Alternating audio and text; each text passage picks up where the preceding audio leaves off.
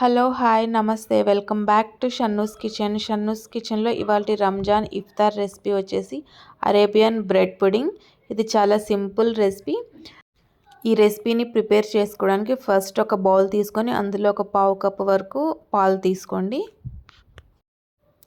ఇప్పుడు ఇందులో ఒక 2 టేబుల్ స్పూన్ల వరకు కస్టర్డ్ పౌడర్ వేసుకోండి. కస్టర్డ్ పౌడర్ ఎక్కడా లంప్స్ లేకుండా బాగా కలుపుకొని పెట్టుకోండి. ఈ విధంగా వీడియోలో చూపిస్తున్నట్టుగా ఎక్కడా లంప్స్ అనేవి ఉండకూడదు.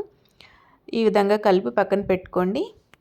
ఇప్పుడు మరొక బౌల్ తీసుకుని అందులో ఒక 1/2 లీటర్ వరకు పాలు తీసుకున్నాను. ఈ పాలు ఒక పొంగు వచ్చేంత వరకు వేడి చేసుకోవాలి.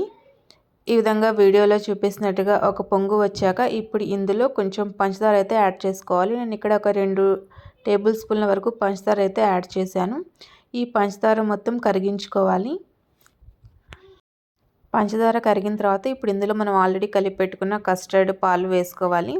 ఈ కస్టర్డ్ పాలు వేసుకున్న తర్వాత ఈ పాలు అనేవి కొంచెం చిక్కబడేంత వరకు కలుపుతూ ఉడికించుకోవాలి. ఒక 15 మినిట్స్ వరకు టైం పడుతుంది. ఒకవేళ మీకు పాలు అనేది చిక్క పడట్లేదు అనుకుంటే కనుక ఇందులో ఒక టేబుల్ స్పూన్ కార్న్ఫ్లోర్లో కొంచెం వాటర్ కానీ పాలు కానీ కలిపి యాడ్ చేసుకోండి. అప్పుడు వెంటనే పాలు అయితే చిక్కబడిపోతాయి.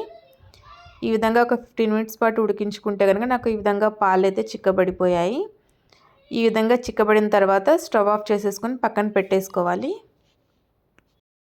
ఇప్పుడు నెక్స్ట్ ప్రాసెస్ వచ్చేసి ఒక బౌల్ తీసుకోండి. ఆ బౌల్లో ఫ్రెష్ క్రీమ్ వేసుకోండి.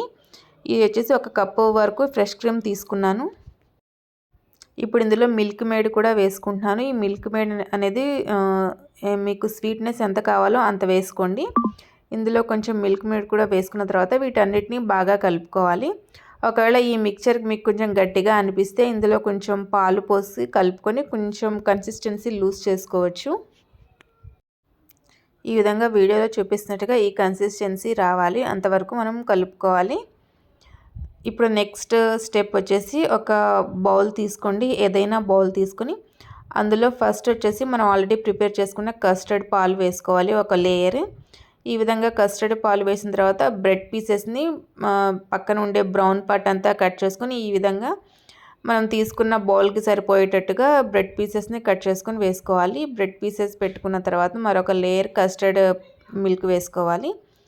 ఇప్పుడు దీని మీద మరొక లేయర్ వచ్చేసి మనం fresh cream and condensed milk కలిపి పెట్టుకున్న లేయర్ వేసుకోవాలి. ఇదొక లేయర్ వేసిన తర్వాత మళ్ళీ దీని మీద బ్రెడ్స్ పెట్టుకోవాలి. మనకి ఎన్ని బ్రెడ్స్ సరిపోతాయో అన్ని బ్రెడ్స్ ఈ విధంగా కట్ చేసుకొని పెట్టుకోవాలి. ఇప్పుడు మరొక లేయర్ వచ్చేసి కస్టర్డ్ మిల్క్. ఇదే విధంగా అన్ని లేయర్స్ రిపీట్ అవుతూ ఉండాలి. ఇది వచ్చేసి ఇంకా లాస్ట్ లేయర్ బ్రెడ్ పెట్టేసి పైన కస్టర్డ్ మిల్క్ పోసేసాను. ఆ తర్వాత ఇంకా మిగిలిన fresh cream and condensed milk layer కూడా వేసేసాను. ఈ విధంగా వేసుకున్న తర్వాత దీనిపైన మీకు నచ్చిన డ్రై ఫ్రూట్స్తో గార్నిష్ చేసుకోవచ్చు. నేను ఇక్కడ అయితే బాదం పప్పు అయితే కట్ చేసుకుని వేసుకున్నాను. మీ దగ్గర పిస్తా, జీడిపప్పు ఇలాంటివి ఏమున్నా కానీ గార్నిష్ చేసుకోవచ్చు. ఇప్పుడు వీటిని 1 అవర్ ఆర్ 2 అవర్స్ పాటు ఫ్రిడ్జ్లో పెట్టేసి చల్లగా సర్వ్ చేసుకుంటే టేస్టీగా అరేబియన్ బ్రెడ్ పుడ్డింగ్ అయితే రెడీ. ఇది వచ్చేసి ఫ్రిడ్జ్లో 2-3 డేస్ వరకు స్టోర్ ఉంటుంది.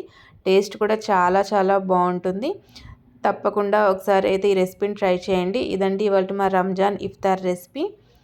ఈ రెసిపీ కనుక మీకు నచ్చినట్టయితే షన్నూస్ కిచెన్ని లైక్ చేయండి, షేర్ చేయండి అండ్ సబ్స్క్రైబ్ చేయండి. Thank you for watching.